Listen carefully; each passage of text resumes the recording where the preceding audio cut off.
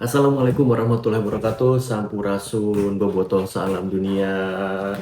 Kembali bertemu dengan saya Ferry di edisi kedua. Agak sedih ya. Jadi edisi pertama saya coba untuk analisa persiapan pertandingan Maluku Utara lawan Malut United lawan Persib Bandung, tapi hasilnya mengecewakan. Tapi tetap semangat. Edisi pertama saya belum memberikan nama untuk edisi konten video yang saya coba upload di YouTube channel saya. Dan kedua, saya punya ide di edisi kedua ini saya coba beri nama edisi atau segmen ini namanya bocor. Nah, neta bocor. Bocor itu singkatan dari Bobotoh Corporate, sesuai dengan apa yang saya jalani tiap hari. Saya ada di korporasi, juga banyak teman-teman bobotoh yang menjadi karyawan, penuh dinamika. Menjadi bobotoh itu banyak yang diperjuangkan, dan di bocor atau di bobotoh corporate ini bisa menjadi ruang diskusi, ruang ngobrol bagi kita sebagai bobotoh corporate. Oke, setujunya langsung nyen bubur berem. Oke, bobotoh, hari ini hari Minggu tanggal 14 Desember, tadi sore Persib, tim kebanggaan kita, baru saja bertanding dan hasilnya penuh kerudetan. Menyambut Senin besok penuh dengan mood yang kurang baik. Tapi perjalanan masih panjang. Kita tetap semangat, kita tetap optimis. Persib mengarungi Liga Indonesia dan juga mengarungi kancah di Asia dengan hasil yang positif. Oke, teman-teman bobotoh, jadi hasil pertandingan tadi sore memang di luar perkiraan. Persib pokoknya performanya di bawah lah, dan luar biasa Malut United bisa memberikan permainan yang menurut saya baik. Oke, jadi laga tadi itu penuh emosi karena pertama kan pertandingan tunda pekan ke-12 Superliga 2025-2026. Kemudian juga hasil tadi menjadikan kekalahan Persib ini menjadi menghentikan rekor 6 kemenangan beruntun Persib di Super League. Dan mengenai kondisi pelatih, ini menjadi faktor atau tidak Persib tampil tanpa didampingi pelatih kepala Bojan Hodak karena akumulasi kartu kuning. Sekarang kita bahas mengenai line up. Jadi ada di line up tadi untuk starting 11, formasi tadi itu di 4-3-3 atau 4-2-3-1 cenderung. Untuk kiper ada Teja Paku Alam, ada di belakang ada Franz Putros, ada Julio Cesar, Patricio Matricardi, Eliano, Tom Hay, Kapten Mark Klok, Berkinho, Beckham Putra, Sadil Ramdhani, juga Andrew Jong di depan. Kemudian pemain di Malut United yang kita sorot kemarin, memang kehadirannya ada David da Silva dan Ciro Alves, itu memang bermain baik. Nah, kita coba cek dari menit ke menit ya. Di awal babak pertama, di menit sekitar 10 menit pertama itu tercatat ada 4 kesalahan. Jadi Persib mainnya teh lamun cek saya mah jadi asa kikuk gitu nya, paruguh. Itu 4 kesalahan, dan terbukti di menit 11 ada peluang tuh Malut, dan puncaknya itu di menit 13 ada handball yang si bola itu kan kena handball si Julio Cesar, akhirnya menjadi pelanggaran atau penalti. Namun David da Silva kurang maksimal mengkonversi gol. Teja Paku Alam bisa membaca bola dan akhirnya menjadi momen penyelamat sementara Persib. Jadi menit 14 tuh masih kosong-kosong lah ya. Tercatat di menit 15-17 Persib juga sangat mudah kehilangan bola. Malutnya teh full ngepresnya teh sangat ketat, bahkan di menit 17 ada tendangan bebas Ciro tuh umpan langsung ke tiang jauh, tapi sayang si Rustam Sundulana melenceng. Dan di menit 19 ada kombinasi, kita lihat Yance Sauri dan Ciro tuh kombinasi 1-2 tuh lumayan padu. Di menit ke-20 Persib masih kesulitan untuk lepas. Ada Berkindo umpan tuh Kasadil tapi memang kurang ideal. Menit 21 Persib terus menekan, dan menit 22 peluang 1-2 Ciro yang DDS tapi akhirnya offset, nyaris oge tuh, tipis lah offsetnya. Di menit 23 Berkinho sempat menekan, ada crossing Eliano, emang agak segan mulai lepas tuh tekanannya, tapi Berkinho di menit sekitar 23 eta masih kesulitan menjadi penghubung. Di menit 25 ada pelanggaran tuh, Gustavo Prangka akhirnya kartu kuning, melanggar Andrew Jung. Nah, ada tendangan bebas kan, free kick. Si Matricardi direct pass ke si Beckham, tapi masih bisa diselamatkan kiper Malutnya. Menit 28 build up dari belakang, Tom Hay masih salah umpan. Pokoknya pemain belakang yang pemain tengah Persib menurut saya teh tina build up oke ngasih kikuk gitu, tidak seperti Persib biasanya. Contohnya Tom Hay masih salah umpan tuh Kasadil menit 28. Di menit 29 pressing tuh masih pressing Malu tuh masih bikin sulit, bikin repot Persib lah ya. Nah, menit 32 ayah juga kejadian tackle nasi Rustam ke Beckham menghasilkan kartu kuning, kata tackle lumayan bahaya. Di menit 33 ada peluang emas tanya. Jadi kan awalnya blunder tuh si pemain belakang nasi Malut, Henry Jung udah 1-on-1. Menurut saya mah jeung kiper eta kuduna nge 99,9%, tinggal pressing ke kiri atau agak tinggi lah ya. Tapi memang kondisinya oge si kiper emang jago, kiper Malut. Peluang emas Henry Jung gagal dikonversi jadi gol. Iya, menit 33 itu menjadi peluang terbaiknya menurut saya di babak pertama. Nah, menit 37 ada ayah free kick, Ciro tuh sempat ngebentur pagar ya. Ada kejadian di menit 38 setelah lepas dari pertahanan Persib kan, si Klok tuh kan melakukan akselerasi. Cuman bolanya terlalu agak jauh, Yance ngejar kan, tapi akhirnya Klok melakukan pelanggaran. Di dia ya kejadian memang agak ya wajar lah, tensi pertandingan agak tinggi, jadi sempat ketika si Yance-nya kena pelanggaran oleh si Klok, sempat ngeluarin gestur yang menurut saya kurang baik dan tidak untuk dilakukan lah ya. Nah, di menit 39 akhirnya terjadilah gol perdana ku si Igor Inocencio. Jadi awalnya free kick kan, set piece, Teja masih kurang bisa menepis di sundulannya, akhirnya menjadi gol pertama sekaligus sebagai gol perdana si Igor. Nah, kejadian di menit 40, shoot Sadil tuh umpan di Beckham, tapi prosesnya memang rapi, tapi bisa di save. Di menit 41 tendangan sudut Tom Hayo juga masih belum bisa dimanfaatkan. Di menit 42 ada kejadian kartu kuning untuk Franz Putros. Tendangan bebas diambil ku Ciro tapi masih bisa diselamatkan ku Teja.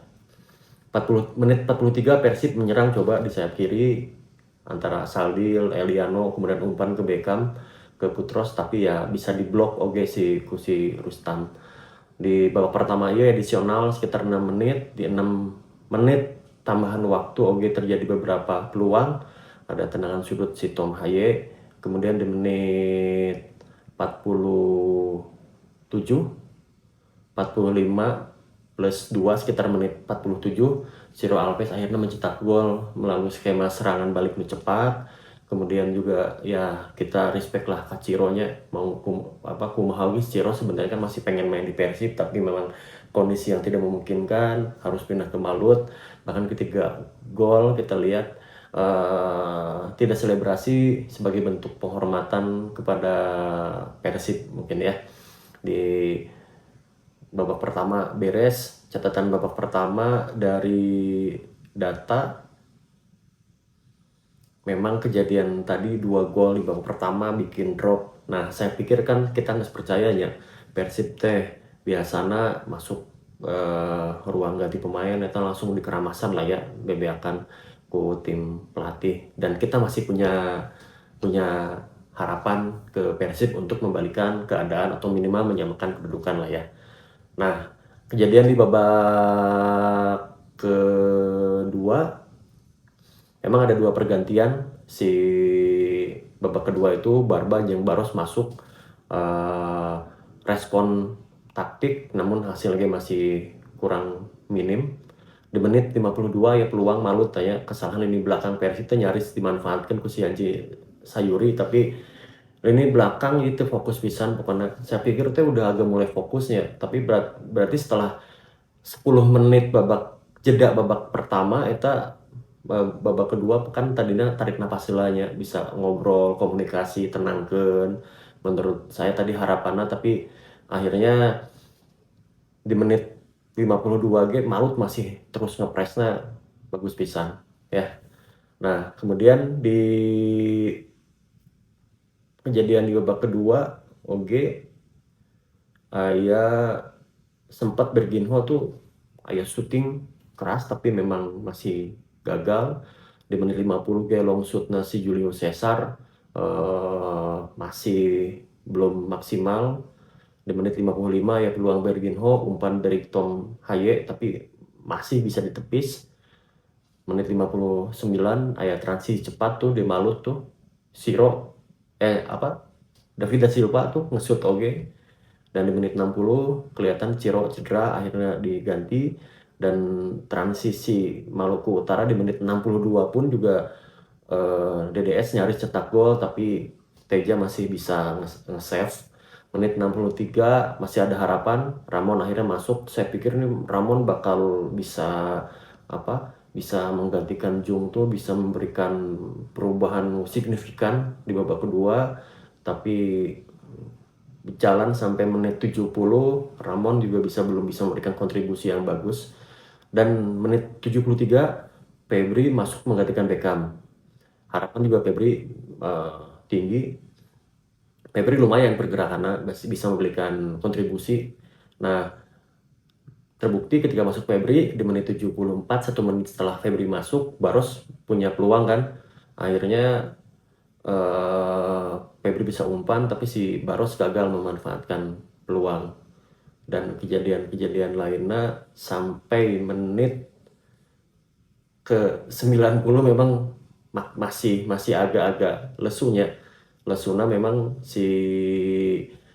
banyak faktor di luar teknis bagaimana lapangan. Bahkan tadi pas saya nonton di reaction di sosial media atau di beberapa platform nyebutin statistik si pemain Persib di Soledad itu seberapa kali pisan. Beberapa kali mungkin kurang bagusnya lapangan, ting memang belum cocok, atau memang si pemain Persib pul sepatuna merenya, tapi ya pokoknya di menit sampai ke menit 90 teh darudat lah. Di menit sempat di menit 68 karena si Rustam agak cedera tuh masuk tuh Frans Butuan. Ini Frans Butuan lagi memberikan kontribusi. Kita lihat kan di setengah lapang dia sempat akselerasi umpan, kemudian sempat nge-shoot tuh tapi masih bisa keblok ya. Di menit 90 plus 2 di Mas Derajat ya game masih rasa Persib karena dipinjamkan, tapi secara klausul mungkin bisa main lawan Persib. David da Silva keluar. Nah, menit di 90 plus 2 game masuk si Maneses Cecu menggantikan Restaluhu, tapi akhirnya ya Persib berat pisan sampai ke menit 90 ya. Jadi dari data pertandingan secara statistik di babak pertama Persib dari ball position memang masih ketinggalan. Si Malut 53%, si Persib 47%. Namun secara keseluruhan mah memang unggul si ball position. Malut tuh 54 penguasaan bolanya, kemudian Persib di 46%. Total tembakan masih unggul jauh. Total tembakan si Malut melakukan tembakan tembakannya 20, sedangkan Persib 7. Kemudian tembakan ke arah gawang si Malutnya 8, Persib 3 tembakan ke arah gawang. Tendangan sudut oke lebih unggul, si Malut 10 tendangan sudut, Persib cuma 2, dan kartu kuning unggul nggak Persib, si Malut tuh 2, Persib dapat 3 itu ya.